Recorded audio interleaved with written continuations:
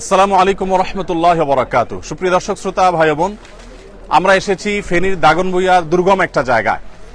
Main road থেকে প্রায় 1.5-2 ঘন্টা আমরা ট্রাক্টরে করে চড়ে খুব ধীরে ধীরে এসেছি এখানে।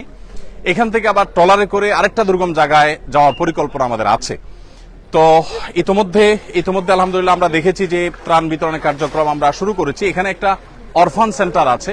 এই অরফান সেন্টারে যারা আশ্রয় নিয়েছেন তাদের মাঝে আমরা ত্রাণ বিতরণ করছি। ওদিকে পানি বেশি হওয়ার কারণে আমরা যেতে পারছি না। ওনারা কষ্ট করে এসেছেন এবং এখানে আমরা ধর্ম বর্ণ নির্বিশেষে প্রত্যেকটা মানুষকে ত্রাণ দিচ্ছি। এখানে যে জিনিসগুলো আছে এর মধ্যে চাল আছে, ডাল আছে, তেল আছে, সয়াবিন তেল আছে এবং লবণ এবং চিনি আছে। আর এর বাইরে আরেকটা প্যাকেটে বিস্কিট, মুড়ি এবং পানি এবং অন্যান্য শুকনা খাবার আছে। তো আমরা তাদের মাঝে এই জিনিসগুলো বিতরণ করছি। ইনশাআল্লাহ বিদিনিল্লাহ এগুলো শেষ করে আল্লাহ যদি তৌফিক দান করেন আমরা চলে যাব মহিপাল থেকে ইনশাআল্লাহ ফেনীর আরেকটা এলাকাতে আমরা আজকে বিতরণ করব। গতকাল এবং আজ আমাদের যে সমস্ত ত্রাণবাহী গাড়ি এসেছে সেই ত্রাণবাহী গাড়িগুলোর মধ্যে থেকে এখানে এসেছে 2টি গাড়ি, ফেনীতে গিয়েছে 2টি গাড়ি, কুমিল্লা গিয়েছে 3টি গাড়ি, আর লক্ষ্মীপুরে গিয়েছে 1টি গাড়ি। এখানে একটা গাড়ি এসেছে দুঃখিত, এখানে একটা গাড়ি, নোয়াখালীতে লক্ষ্মীপুর একটা গাড়ি, ফেনীতে 3টা গাড়ি এবং কুমিল্লাতে 3টা গাড়ি।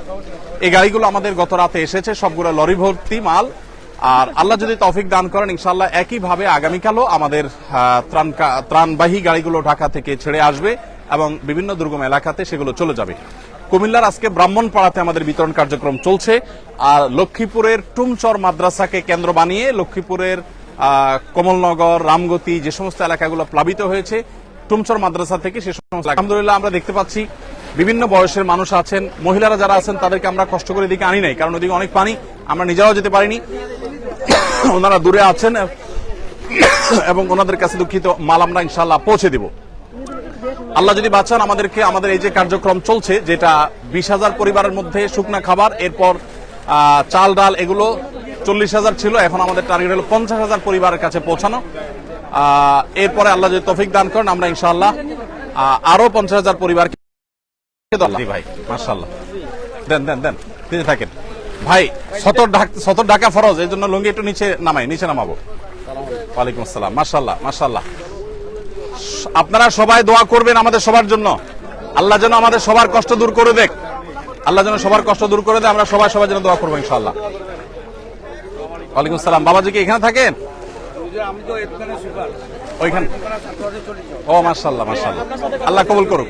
ঠিক আছে, জাযাকুমুল্লাহ খায়ের। প্রিয় দর্শক, আমরা দেখতে পাচ্ছি বিভিন্ন ঘরগুলো ডুবে গেছে, বিল্ডিং, এই যে ঘরগুলো আমরা দেখতে পাচ্ছি আশেপাশে ডুবে গেছে। আর এই পাশে টিনগুলোতে একেবারে চাল ছুঁই পানি। আমরা যতদূর আসছি এরকম দুরবস্থা দেখতে পেয়েছি এবং এর চাইতে দুরবস্থাও দেখেছি যে টিন একেবারে ডুবে যাচ্ছে, যা ছুঁই। এখানে আমরা দেখতে পাচ্ছি মাত্র 3-4 ফিট পরেই টিন ডুবে যাবে, এরকম একটা অবস্থা। মানিকলাল, আপনার ঘর কিসের, বিল্ডিং না কাঁচা? ঘর ভালো আছে? ভালো আছে। যদি ঘর মেরামত করা লাগে সেটাও আমরা টাকা দিব। ঠিক আছে। আল্লাহ তাআলা আমাদের সবাইকে হেদায়েত দান করুন। ওয়ালাইকুম আসসালাম। বাবাজি ভালো আছেন আপনি? বকরা একটু হেল্প করো। ওয়ালাইকুম আসসালাম। দাও বাচ্চাকে দাও। আমরা দেখতে পাচ্ছি যে মানুষ এখানে, মহিলারা, তারা এই বুক পানি ভেঙে তারা যেতে হচ্ছে বাজারে, শহরে। এর বাইরে আসলে তাদের আসলে যাওয়ার তেমন কোনো জায়গা নেই।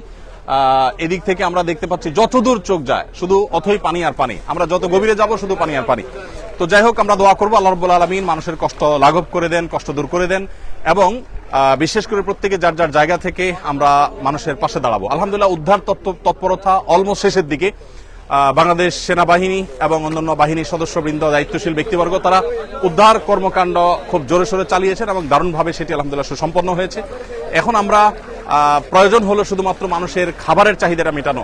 আমাদের কাছে বহু জায়গা থেকে SMS আসছে। আজকে আমি 4-5 জায়গার SMS সকাল থেকে পর্যন্ত রিসিভ করেছি, যেখানে 200 মানুষ, 250 মানুষ, 300 মানুষ, 500 মানুষ না খেয়ে আছে 2 দিন 3 দিন। মাদ্রাসা 200-250 বাচ্চা না খেয়ে আছে 2 দিন 3 দিন। সেখানে আলহামদুলিল্লাহ আমরা ত্রাণ পৌঁছানোর উদ্যোগ নিয়েছি এবং এই পর্যায়ে এসে ট্রলারে করে, বিভিন্ন রকমের বোটে করে, ছোট ছোট এরকম বড় চাকার গাড়িতে করে আমরা দূর দূরান্তে ত্রাণগুলো পৌঁছে দিতে পারছি আলহামদুলিল্লাহ। এটা একটা আনন্দের বিষয় যে মানুষের উদ্ধার তৎপরতা অনেকটা শেষ হয়েছে, এখন খাবারগুলো পৌঁছানোর কাজ ঠিক যথাসময় আসন্ন ফাউন্ডেশনের ত্রাণ এসে পৌঁছেছে এবং সেগুলো এখানে কাজ করছে। এখানে আলহামদুলিল্লাহ আমাদের স্থানীয় দাগনভূঞার তরুণ ভাইরা স্বেচ্ছাসেবক, তারা আলহামদুলিল্লাহ হেল্প করছেন এবং আমাদের কাজে তারা অক্লান্ত পরিশ্রম করছেন, প্রত্যেকে যার যার জায়গায় কাজ করছেন। তো আল্লাহ তাআলা আমাদের সবাইকে কল্যাণমূলক কাজে এক অন্যের সহযোগী হওয়ার তৌফিক দান করুন, সবার কষ্ট লাঘব করে দিন। আমরা সবার জন্য দোয়া করব, প্রত্যেকের জায়গা থেকে কাজ করব। আল্লাহ তাআলা আমাদের সবাইকে তৌফিক দান করুক। আমরা শেষ করছি ইনশাআল্লাহ বিদিনিল্লাহ। ফেনীতে অন্য কোনো স্পটে যদি নেটওয়ার্ক থাকে আবার দেখা হবে, কথা হবে। আর প্রত্যেকে যার যার জায়গা থেকে অভাবী এবং দুস্থ মানুষের পাশে আমরা দাঁড়ানোর চেষ্টা করব ইনশাআল্লাহ বিদিনিল্লাহ। ওনার নাম কি?